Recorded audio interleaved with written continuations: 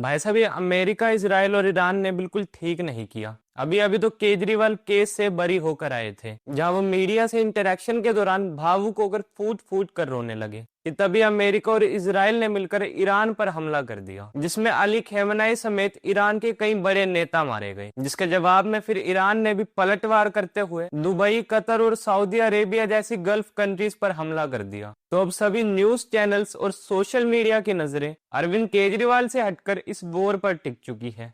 मतलब इन लोगों का लिटरली जीरो सिविक सेंस है। लेकिन कोई बात नहीं केजरीवाल जी, रोना नहीं, नहीं नहीं, बिल्कुल नहीं रोना।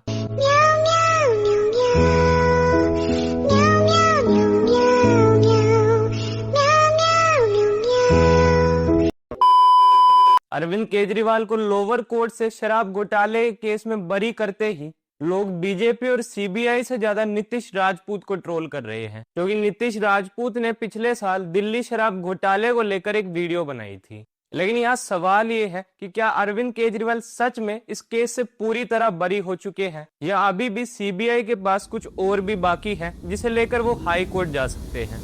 चलिए जानने की कोशिश करते हैं आज की इस वीडियो में।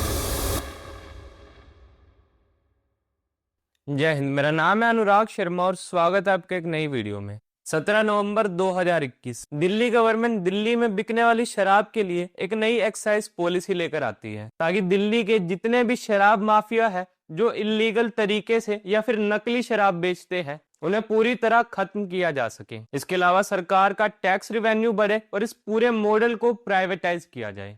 लेकिन इस पॉलिसी के आते ही आम आदमी पार्टी पर यह आरोप लगाया जाने लगा कि ये पॉलिसी प्राइवेट शराब कंपनियों को फायदा देने के लिए लाई गई है। और फिर 31 जुलाई 2022 तक आते आते बीजेपी के नेताओं ने इस शराब पॉलिसी को लेकर ये आरोप लगाने शुरू कर दिए कि इस पॉलिसी से दिल्ली में शराब की बिक्री को बढ़ावा दिया जा रहा है और इसका सीधा फायदा कुछ सिलेक्टिव वेंडर्स को पहुंचाया जा रहा है। जिसके चलते 17 अगस्त 2022 को दिल्ली के एलजी विनय कुमार सक्सेना की रिकमेंडेशन पर इसकी सीबीआई इन्वेस्टिगेशन शुरू कराई जाती है। अब इसके पीछे भी कई सारे रीजंस थे, जैसे कि इस पॉलिसी के इम्प्लीमेंट होने के बाद दिल्ली में शराब की कई नई दुकानें खोली गई, जो कि मंदिर, गुरुद्वारे या फिर रेजिडेंशियल एरिया में आती थी, जबकि पुरानी पॉलिसीज के मुताबिक ऐसी किसी भी जगह पर ये शराब के ठेके नहीं खोले जा सकते थे। तो वही ये पॉलिसीज लाई तो सरकार का टैक्स रिवेन्यू बढ़ाने के लिए गई थी, लेकिन सरकार का टैक्स रिवेन्यू बढ़ने के बजाय उल्टा घाटे में जा रहा था।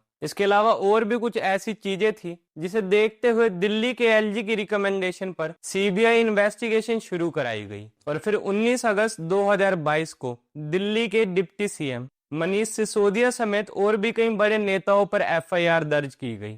अब जब सीबीआई की इन्वेस्टिगेशन शुरू हुई तो ईडी ने अलग अलग जगहों पर 40 से भी ज्यादा रेड मारी और उसके बाद फिर उन्होंने अपनी चार्जशीट फाइल करी, जिसके बेसिस पर फरवरी 2023 में मनीष सिसोदिया को गिरफ्तार कर लिया जाता है, जिसमें उन पर यह आरोप लगाए गए कि उन्होंने शराब पॉलिसी को मैन्युपुलेट करते हुए कुछ लाइसेंस होल्डर्स को फाइनेंशियल बेनिफिट पहुंचाया है। ऐसे करते करते एक के बाद एक गिरफ्तारी होने लगी और संजय सिंह को भी गिरफ्तार कर लिया गया और अरविंद केजरीवाल को भी एक के बाद एक कोर्ट से नो समन भेजे गए।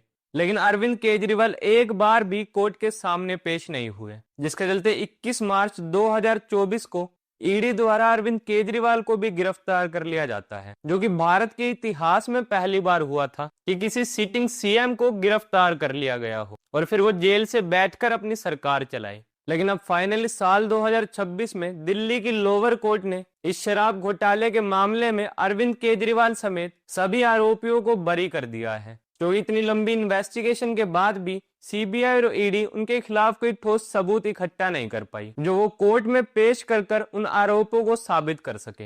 हालांकि अरविंद केजरीवाल को लोअर कोर्ट से क्लीन चिट मिलने के बाद सीबीआई अब ऑलरेडी इस केस को लेकर हाई कोर्ट पहुंच चुकी है, तो इसे लेकर ये कह पाना थोड़ा मुश्किल होगा कि अरविंद केजरीवाल या बाकी के नेता इस केस से अब पूरी तरह बरी हो चुके हैं।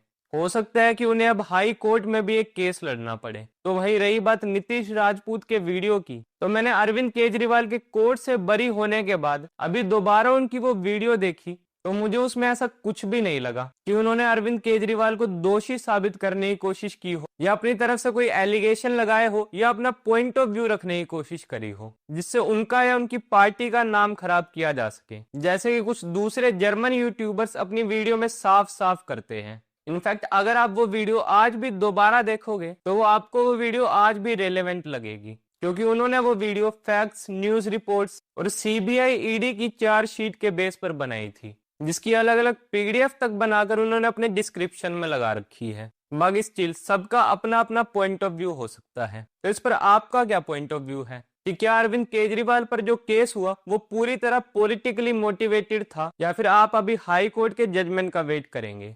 हमें कमेंट सेक्शन में लिखकर जरूर बताएं। टिल देन गुड बाय, जय हिंद, वंदे मातरम।